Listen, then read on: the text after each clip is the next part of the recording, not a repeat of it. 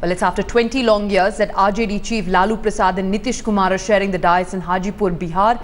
Four-turn friends, Lalu and Nitish are jointly campaigning for the Bypolls to the Chapra Assembly constituency. It's marking a huge climb down. Both leaders forged an alliance after the embarrassing drubbing in the Lok Sabha elections to the BJP. Both parties in the Congress have decided to fight the upcoming Bypolls to the 10 assembly seats together in a bid to take on the BJP. Both parties hope that their vote banks will combine to pose a formidable challenge to the BJP. However, analysts say that this will not be easy as their vote banks of Yadavs and Kurmis are competitors among themselves. We have Manoj Jha of the RJD joining us on the phone line for more. Mr. Jha, how really would you view that opinion of some analysts who say that you have combined powers, the leaders have joined hands, but your vote base is traditionally their rivals? Let me tell you, there is a difference between strategic rivalry, which was the product of, say, post-1995 situation, where certain sections voted differently than our support base. But the fact is, if you look at the ideological spectrum, more or less we have similarity, except for the fact that we had this computer with regard to the fact that JDU was instrumental in providing larger space to RSS and BJP in Bihar. Now, when they have amended it, they have decided to go against it. It is two parties which have ideological similarity coming together, and it is in the context of the fact that the right-wing authoritarian regime is occupying Delhi, and we believe that large number of issues which are dear to us, like inequality, we see conspicuous silence of the government of the day. And these are the driving reasons that we decided to come together. It is not only about the impending Bypolls. All right, stay with us. We also have Ajay Alok of the JDU on the phone line. Mr. Alok, what would you respond to what Manoj Jha of the RJD said, that JDU was instrumental in allowing the BJP ideology to manifest itself in Bihar, and now that they've decided to go against it is when they have decided to join hands with the JDU. Do you think that JDU has compromised on what it stands for in joining hands against Modi? Number one, let me tell you, we were never supportive of the BJP when they had some contentious issues due to which we broke up with the BJP. Now those issues are again in the forefront. That's why we broke up from the BJP. And right now the alliance which is happening between JDU, RJD and the Congress is ideally meant because ultimately the ideology is same. It's a Samajwadi ideology, and that's why they are coming together to cobble a front, which is to basically confront BJP and its divisive policies and the policies of extremism which is being followed. They have been following. And let me tell you, just today in the morning, there was a statement from Mr. Mohan Bhagwat from RSS that America में रहने वाले अमरीकी, German में रहने वाले Germany, तो हिंदुस्तानी में रहने वाले हिंदू क्यों नहीं? I mean, this kind of the statement and this kind of policy is being nurtured in this country, which is dangerous to the social and the secular fabric of this country. And to counter that, that's why this alliance is happening. And this has happened, and in days to come, it has been started from Bihar, and it will spread in the whole country. That is the motto of this alliance.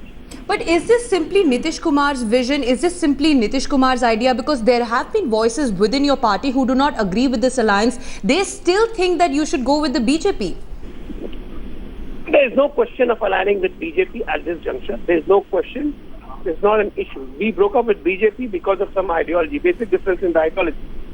The policy which we were nurturing and they decided to follow was against us. So we cannot go and align with the BJP. So but do your party leaders, your party cadre agree with that view? Of course. This is a decision taken within the party, and everyone is behind the leader and the decision. There is no question of if and but.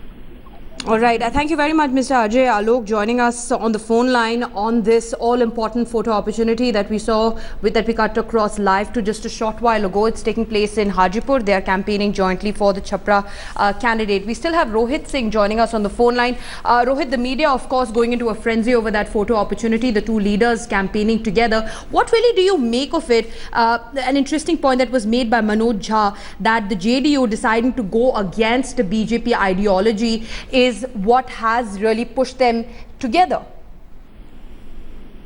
Well, this fact cannot be denied that both Lalu Prasad and Nitish Kumar are all product of the JP movement, and they are also and Lohia.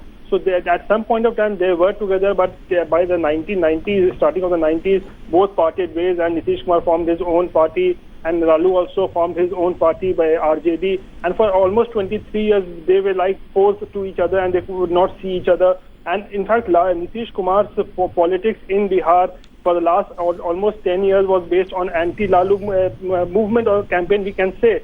He was saying he was lashing out at Lalu Prasad for the last 10-15 years, and he was very much critic of the Jungle Raj that was present in the Lalu regime. And that is why in 2005, when the elections took place in the state, within Nitish Kumar led NDA won by a huge number, and for the last 8 years he was the chief minister of Bihar. But obviously it is certain that the rise of BJP in Bihar, the rise of Narendra Modi in Bihar, if you could put it like that, has now compelled both these enemies to bury their differences and come together and form a grand alliance, because both have been completely decimated in these general elections. In fact, if I can talk about Lalu Prasad, in 2010 elections he lost the assembly elections in very badly, or then in 2014 general elections also his party could get only 4 seats, and obviously the JDU also got just 2 seats in these general elections. So both these parties have been completely decimated in the state, and that is why they have been compelled to come together,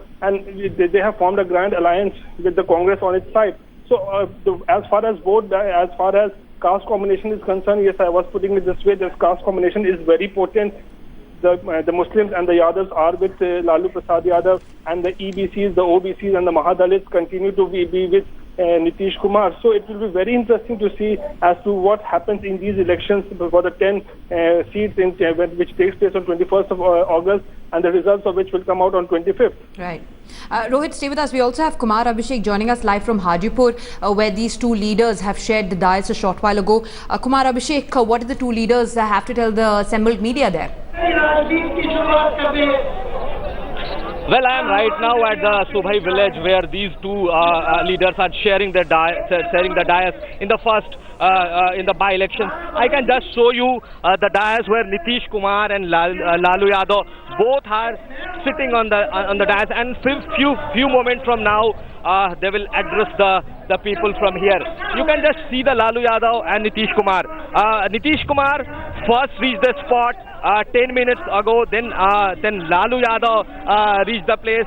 Both hugged each other, raised their hands to show their solidarity, and now they are sitting on the dais. After few moments from now, both these leaders will address the people who are here. But interestingly, it is very interesting to see what will be the outcome, as this is the show of their strength, and this Mahagathbandhan is trying their hard to get votes for this Mahagathbandhan. All right, Kumar Abhishek, we leave it at that. Thanks, Kumar Abhishek and Rohit, for getting us that perspective on this big story from Bihar.